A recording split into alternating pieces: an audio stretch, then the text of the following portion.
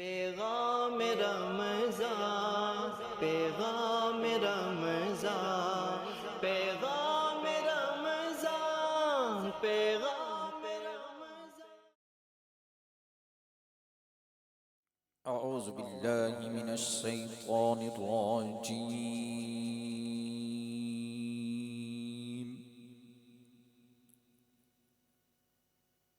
بسم اللہ الرحمن الرحیم۔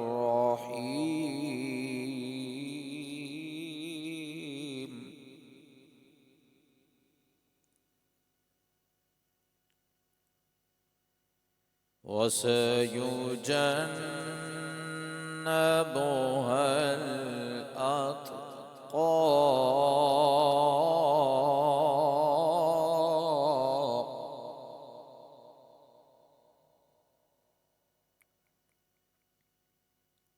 الذي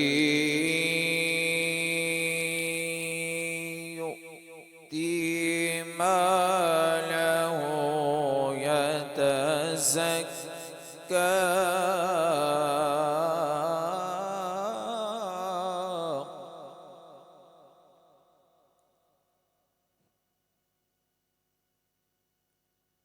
وما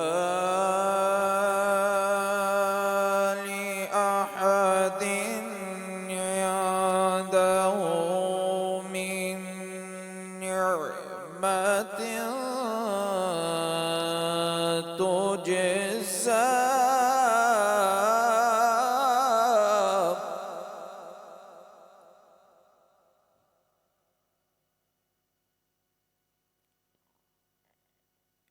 إلا ابتغاء وجه ربه الأعلى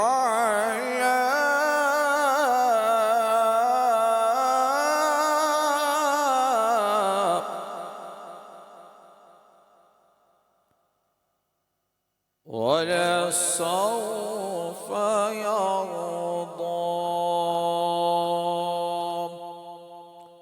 صدق اللہ العظیم۔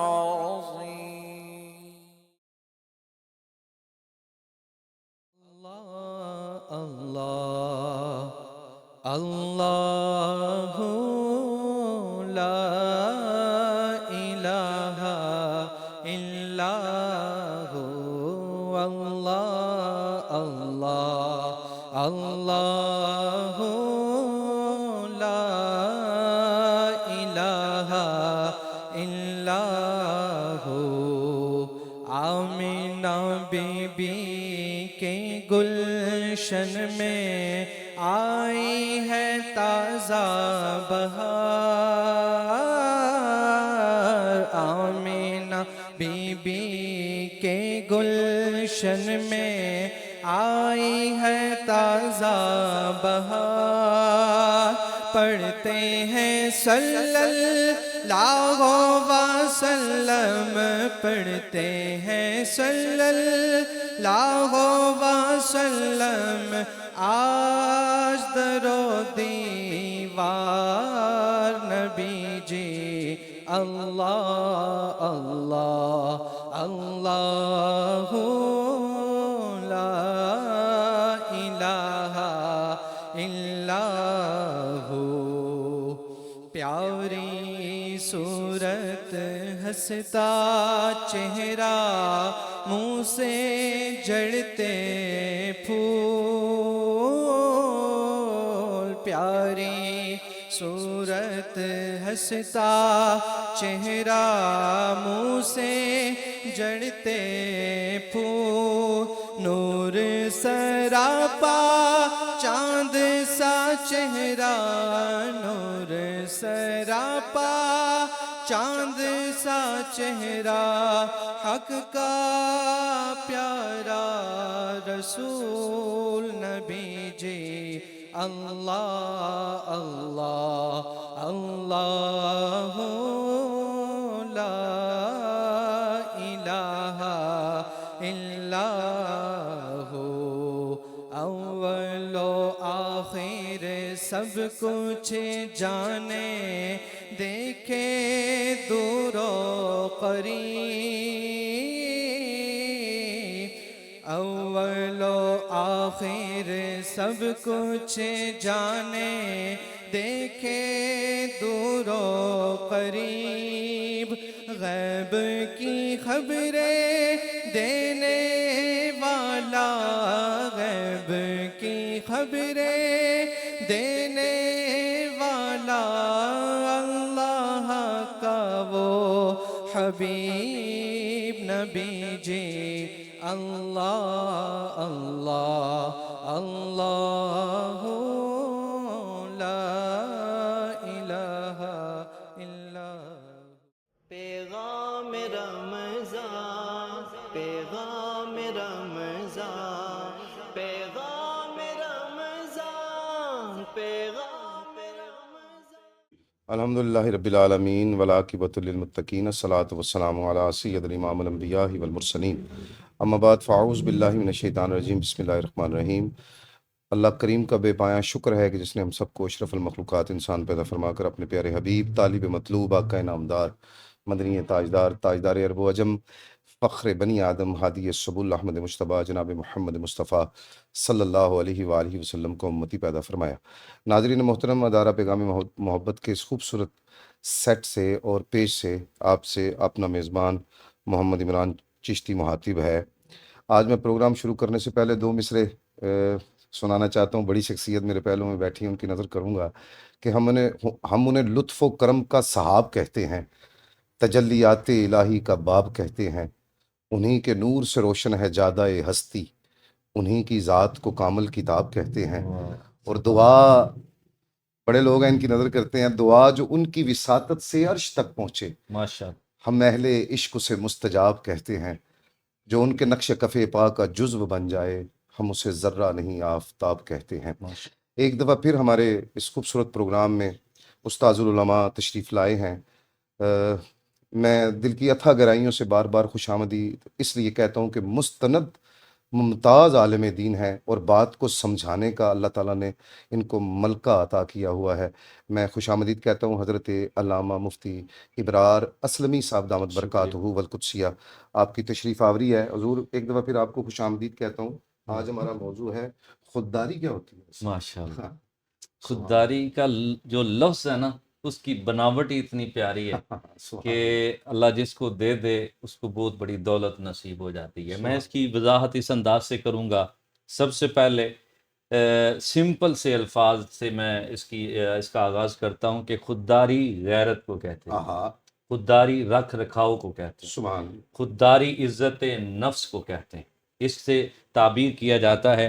اور انسان جو خوددار ہوتا ہے کوئی ایسا کام اور ایسی بات کبھی نہیں کرتا جس سے اس کی خودداری پر کوئی حرف آئے۔ ایون کہ انسان کے اوپر اچھے اور برے حالات آتے رہتے ہیں، لیکن وہ کبھی غیرت کو جو ہے نا وہ ٹھیس نہیں آنے دیتا، جتنے بھی برے حالات ہو جائیں اس بندے کو خوددار کہتے ہیں۔ مزید میں اس سے حدیث رسول سے اس کی ترجمانی کروں گا۔ اللہ کے رسول صلی اللہ علیہ وسلم اکثر اپنے غلاموں کو سمجھایا کرتے۔ ایک حدیث یہ میں نے پڑھی، ترمذی شریف کی حدیث ہے، اللہ کے رسول فرماتے ہیں لا ینبغی للمؤمن ان یذل نفسہ، اللہ کے محبوب فرماتے ہیں مومن کے لیے جائز نہیں ہے کہ وہ اپنے نفس کو ذلت میں ڈالے۔ اب اس کی مزید جو ہے نا باقی احادیث سے اس کی ترجمانی اس طرح ملتی ہے کہ دو صحابی حضور کی بارگاہ میں بیٹھے تھے، ایک کا نام تھا حکیم ابن خزام اور دوسرے عبد الرحمن ابن عوف۔ اللہ کے رسول نے انہیں مخاطب ہو کے فرمایا آؤ میرے ہاتھ پر بیعت کرو۔ عرض کیا آقا بیعت اسلام تو ہم کر چکے، آج کون سی بیعت کرنی ہے؟ تو اللہ کے محبوب نے فرمایا میرے غلاموں اس بات پر بیعت کرو کہ تم کسی دنیا دار کے سامنے ہاتھ نہیں پھیلاؤ۔ اب اندازہ کریں کہ حضور کا یہ کہنا اس بات کی دلیل ہے کہ اللہ کے محبوب خود کتنے خوددار تھے۔ میرے کریم نے اپنے غلاموں کو بھی کسی کے سامنے سوالی بننے سے بچانے کے لیے فرمایا میرے ہاتھ پر بیعت کرو۔ حضور وعدہ لیا کرتے تھے، بلکہ نبی کریم خود کتنے خوددار تھے اور خودداری کی دعا کرتے رہتے تھے۔ ایک حدیث میں آپ کے سامنے پیش کر دیتا ہوں۔ اللہ کے محبوب یہ دعا مانگا کرتے تھے اللہم انی اسالک الہدی والتقی والعفاف والغنی، اللہ کے معبود سوال کرتے میرے مالک مجھے تو اپنی جناب سے ہدایت بھی دینا، پرہیزگاری بھی دینا، پاک دامنی بھی دینا، اور دوسروں سے بے نیاز رکھنا۔ ہائے ہائے یا اللہ اس کا سوال کرتے ہیں۔ سبحان اللہ۔ حضور یہ دعا مانگا کرتے، اور حضرت صوبان حضور کے نا خادم تھے، جی جی نبی کریم صلی اللہ علیہ وسلم کی خدمت میں حاضر رہا کرتے تھے۔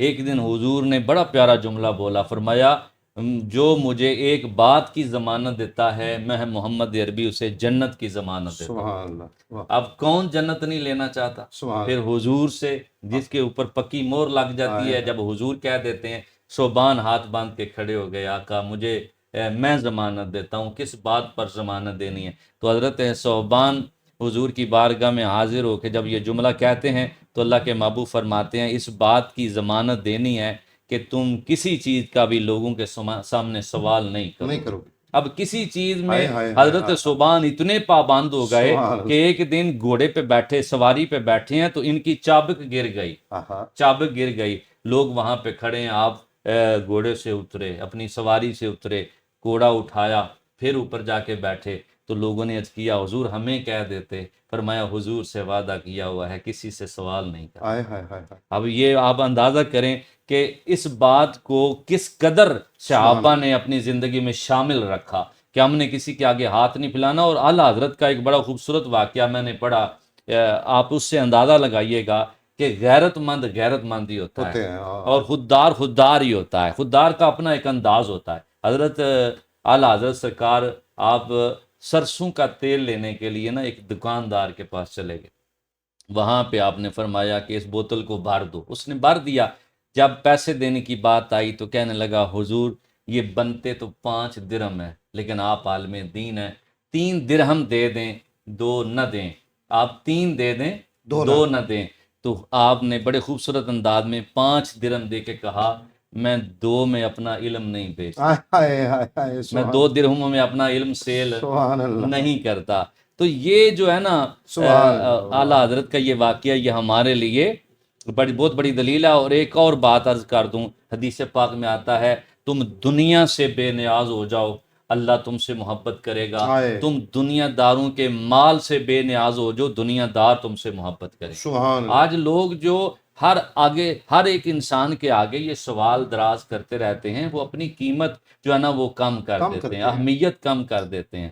تو میں سمجھتا ہوں کہ خودداری انسان کے اندر لازمی ہونی چاہیے، ضرور۔ یہ خوددار انسان ہمیشہ سر اٹھا کے جیتا۔ جی اچھا، دین اسلام میں خودداری کی کیا اہمیت ہے جناب؟ دین اسلام میں یہ حضور نبی کریم صلی اللہ علیہ وسلم کی عادات میں نے آپ کو بتا دی بتا دی۔ کہ آپ نے نہ صرف خود جو ہے نا وہ خودداری کی زندگی گزاری ہے، بلکہ حضور نے صحابہ کو بھی ترغیب دی ہے۔ ہاں، لیکن بات جو کرنے والی ہے وہ یہ ہے کہ کچھ باتیں ایسی ہیں جو خودداری کے منافی ہیں، آہا، ٹھیک ہے، وہ میں عرض کرنا چاہتا ہوں۔ بسم اللہ۔ خودداری کے منافی عادتوں سے ہمیں بچنا چاہیے۔ مثال کے طور پہ دنیا کے اندر ہم کیا کرتے ہیں، بعض لوگوں کی عادت ہے اپنی چیز خریدنے کی طاقت ہوتی ہے لیکن پھر بھی جا کے سوال کرتے ہاں، ہیں۔ سوال کرتے ہیں۔ مثال کے طور پہ چارجر دے دیں جی میں نے موبائل لگانا ہے، ہاں، یا موٹر سائیکل دیجئے گا میں نے فلاں جگہ پہ جانا ہے۔ موٹر سائیکل لینے کی بھی طاقت موجود ہے، ہاں، چارجر لینے کی بھی طاقت موجود ہے۔ یا پڑوسی آپ نے دیکھا ہوگا کبھی چینی لینے کے لیے چلے ہوتے ہیں، کبھی نمک مانگ رہے ہوتے ہیں۔ یہ اس طرح کی عادتیں جو ہیں کسی بھی طرح کی یہ انسان کی عزت کو یعنی بہتر نہیں کر سکتی، عزت میں کمی واقع کرتی ہیں۔ ہاں، لہٰذا ہمیں چاہیے کہ ہم جو ہے نا وہ منافی عادتیں جو بھی ہیں وہ ہم چھوڑ دیں، ہاں، جو بھی خودداری کے منافی آئیں اس کو چھوڑ دیں۔ میں ایک حدیث آپ کے سامنے رکھتا ہوں، اللہ کے رسول صلی اللہ علیہ وسلم نے ارشاد فرمایا کہ میں تمہیں یہ بتا دوں کہ اللہ کو 3 کام ناپسند ہیں۔ ہائے ہائے، صحابہ نے عرض کی حضور بتائیں، تو اللہ کے محبوب فرماتے ہیں فضول باتیں اللہ کو پسند نہیں ہے۔ دوسرے نمبر پہ فرمایا کہ مال ضائع کرنا اللہ کو پسند نہیں ہے، اور تیسرے نمبر پہ حضور نے جو ارشاد فرمایا وہ آج کے موضوع کے حوالے سے ہے، فرمایا سوال کرنا بھی اللہ کو پسند ہائے ہائے، نہیں۔ سبحان اللہ۔ اچھا سب میں گزارش کرنا چاہتا ہوں کہ خودداری کو قائم رکھنے کے لیے اور عزت نفس کو مجروح ہونے سے بچانے کے لیے ہمیں کیا کرنا چاہیے؟ سب سے پہلے ہمیں دعا کر ہائے ہائے، جیسے حضور کیسے سبحان اللہم انی اسالک، ہاں، ہاں حضور دعا مانگتے، دعا کر دیں آپ جی جناب، بسم اللہ۔ اللہم انی اسالک الہدی والتقی والعفاف والغنیہ، اللہ کے محبوب خود دعا کرتے تھے، ہمیں بھی یہ دعا یاد کر یاد لینی کرنی چاہیے چاہیے، کہ بالکل۔ یا اللہ ہمیں پاک دامنی دے، ہمیں ہاں۔ پرہیزگاری دے، ہمیں جو ہے نا وہ لوگوں سے بے نیاز کر دے، ہاں ہاں، یہ پہلے نمبر پہ یہ دعا مانگنی چاہیے۔ اور دوسرے نمبر پہ یہ بات ذہن میں بٹھا لیں کہ خودداری تکبر کو نہیں کہتے، نہیں کہتے ہیں، اکڑ کو نہیں کہتے، یہ بے نیازی ہے۔ اسلام سکھانا چاہتا ہے، وہ کیا سکھانا چاہتا ہے کہ تم سہارے ڈھونڈنے کی بجائے خود سہارا بن ہاں جاؤ۔ ہاں ہاں، خودداری یہ ہے سبحان کہ اللہ۔ تم دوسروں کو دیکھتے رہتے ہو، وہ میرے کام آئے، یہ میرے کام آئے، فلاں سے میں کچھ لے لوں، تم خود کیوں نہیں اس قابل بن جاتے کہ لوگوں کے تم کام آؤ اور سہارا بنو۔ اور خودداری جو ہے یہ زندہ ضمیری اور غیرت ایمانی کی علامت ہے۔ ہے۔ اچھا ایک بات ذہن میں آپ نے رکھنی ہے، خودداری قائم رہے گی۔ یہ جو ہے نا وہ میں سمجھتا ہوں کہ یہ ہمارے جو سوالوں کا، یہ ہمارے ٹاپک کا جو آخری جو حصہ ہے وہ اس انداز میں ہم اس کو کلوز کرتے ہیں اور سمیٹتے ہیں کہ خودداری جو ہے یہ قائم کب رہے گی؟ جب جو کچھ آپ کے پاس ہے اس پر اللہ کا شکر ادا کریں، اس میں مطمئن ہو جائیں، اللہ کا شکر ہے۔ جی بالکل اپنے جذبات کو، اپنے سبحان خواہشات کو قابو میں قابو رکھیں میں گے، رکھیں، آئے۔ جتنی چادر ہے اتنے پاؤں بچھائیں، کبھی مسئلہ نہیں ہوگا۔ اور آپ بڑے بھی مسائل سے دو چار ہیں نا، ایک مشورہ میں آپ کو دے دیتا ہوں، کبھی بھی دائیں بائیں کسی کو نہ بتائیں۔ بالکل ٹھیک ہو گئے۔ آپ کے والدین آپ کے پاس ہیں، آپ دل ہلکا کرنا چاہتے ہیں تو ماں باپ کے سامنے بیٹھ جائیں۔ آپ کی بیوی، آپ کی شریک حیات موجود ہے، اس کو اپنا مسئلہ بتائیں۔ آپ کے سمجھدار اولاد ہے، اس کے ساتھ مسئلہ شیئر کریں۔ آپ کی خودداری پہ کبھی ٹھیس آپ کو نہیں پہنچے گی۔ پھر ایک اور بات، نہ کرنا سیکھیں۔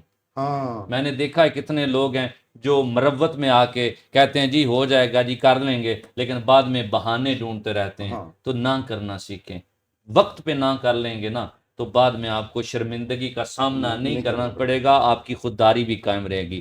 اور آخری بات کرتا ہوں کہ تھوڑے میں گزارا کرنا سیکھیں، ہاں ہاں، خودداری کو قتل ہونے سے بچا جی لیں۔ جی، بڑا بڑا بڑا قیمتی جملہ ہے، خودداری کو قتل ہونے سے بچائیں۔ قتل ہونے سے ہائے بچائیں۔ ہائے، اپنی زندگی میں جب آپ ایک خوددار انسان ہے نا تو دور سے بھی لوگ آپ کو سلیوٹ کریں گے سلوٹ کریں گے، کہ یار یہ بندہ بڑا خوددار ہے، غیرت مند ہے، اس کے اندر ایک اپنا جو ہے نا اس کا اپنا ایک روب ہے کہ یہ کسی کے سامنے جو ہے نا وہ ہاتھ نہیں پھیلاتا۔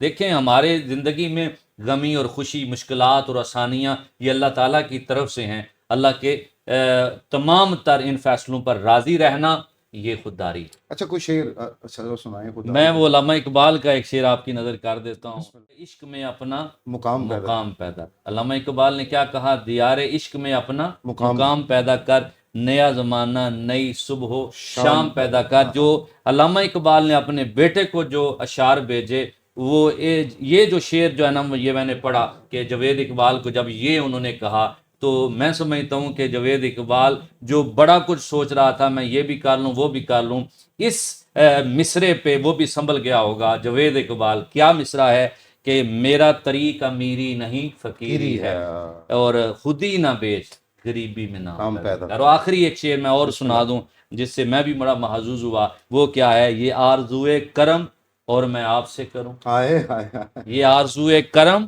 اور میں آپ سے کروں، یہ بھیک اس کو دیجئے جس کا خدا نہ ہو، ہائے ہائے ہائے ہائے، یہ بھیک اس کو دیجیے جس کا خدا نہ ہو۔ خدا۔ میرا تو خدا ہے، میں تو اسی کے سامنے دستے سوال دراز کروں گا اور اسی سے مانگوں گا، مجھے کسی کے سامنے جھکنے کی ضرورت نہیں ہے، میں اسی کے سامنے جھکوں گا۔ خوددار بنیے، خودداری قائم رکھیے، جتنا اللہ نے دیا اللہ نے کم نہیں دیا، بہت کچھ دیا، اسی پہ گزارا کیجئے اور اپنے رب کا شکر ادا کیجئے کہ اس نے آپ کو بہت بڑے منصب پہ بٹھایا، اشرف المخلوق بنایا۔ انسان ایک بہت بڑی اللہ کی مخلوق ہے اور بڑی نعمتوں سے اللہ نے نوازا ہے۔ جو کچھ ہے اس کا شکر ادا کریں، جو نہیں اس کے لیے اللہ سے دعا کریں، دوسروں کی طرف مت دیکھیں، خود اپنے اندر جھانکیں کہ اللہ نے تمہیں بہت نوازا ہے۔ اللہ تعالیٰ ہمیں اس بات کو سمجھ کے اپنی زندگی گزارنے کی توفیق بھی دے اور خوددار بن کے رہنے کی اللہ تعالیٰ ہمیں توفیق عطا فرمائے۔ سبحان اللہ، سبحان اللہ۔ ناظرین محترم،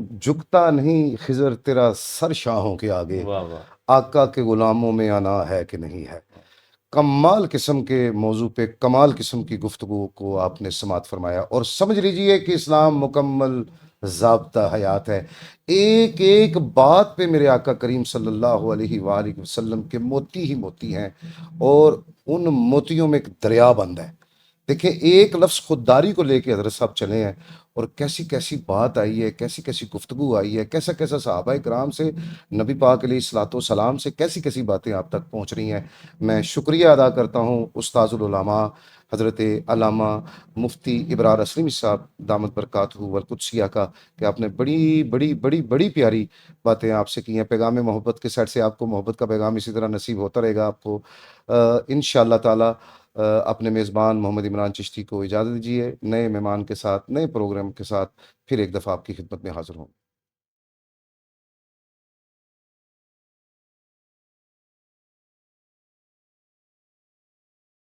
ناظرین محترم، وقت ہوتا ہے روحانی علاج کا، اور ایک وظیفہ آپ کو بتایا جائے گا۔ اس کے اتنے فوائد ہوں گے الحمدللہ کہ آپ کی زندگی خوشگوار، اور آپ کو سکون قلب، روح کی طہارت الحمدللہ نصیب ہوگی۔ وظیفہ آپ کو بتائیں گے ادارہ پیغام محبت کے بانی عظیم مذہبی اسکالر حضرت علامہ محمد انیس قادری صاحب۔ لوگوں میں محبت کو تقسیم کرنے کے لیے کہ نفرت ختم ہو اور آپس میں ایک دوسرے کے درمیان محبتوں کی فضا قائم ہو، یا قیوم و کثرت سے پڑھیں، انشاءاللہ محبتیں عام ہوں گی۔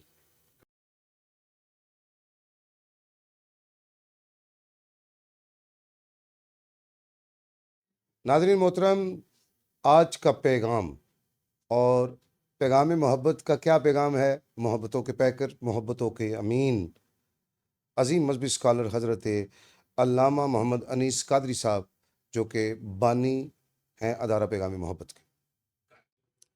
ضروری نہیں کہ آپ بہت بڑے پیمانے پر افطاری کا اہتمام کریں، بہت زیادہ لوگوں کو جمع کریں اور پھر انہیں دکھائیں کہ آپ نے افطاری کا اہتمام کیا ہے، بلکہ مستحق افراد کے گھروں میں خاموشی کے ساتھ افطاری کا سامان بھیج دیں۔ اس سے آپ کو اللہ تعالیٰ کی رضا نصیب ہوگی۔